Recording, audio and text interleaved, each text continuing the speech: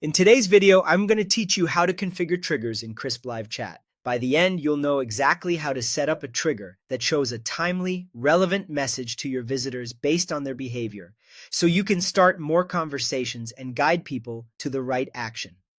First, log into your Crisp dashboard and head to the AI Agent or Automate section. This is where all the automation tools live. From there, open Message Triggers. Think of this area as your control center for when and how messages appear to visitors on your site. Click New Trigger to create a fresh one. Start by giving your trigger a clear name, like Pricing Page Message, so you can recognize it later. Then add an identifier, for example, Pricing Trigger. The identifier is a short, code-friendly label. Keep it lowercase with dashes so it's easy to reference and stays consistent if you use it in reports or tracking. Next, define what happens when the trigger fires. Under Action, enable Show a Message. Type the message you want visitors to see. For example, need help choosing a plan? Keep it short, friendly, and specific to the context where it will appear.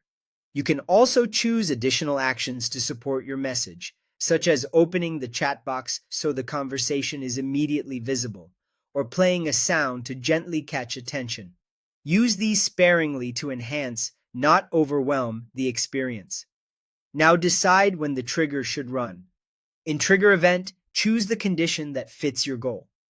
Delay is great if you want the message to appear after a few seconds, giving visitors time to scan the page first.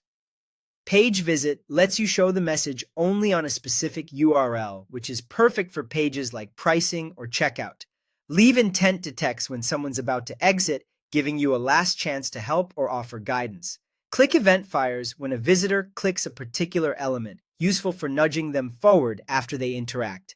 And User Data or Event is ideal if you're using custom tracking and want to target based on attributes or actions you already know about. When you're happy with the setup, click Save. Finally, activate your trigger by toggling it on.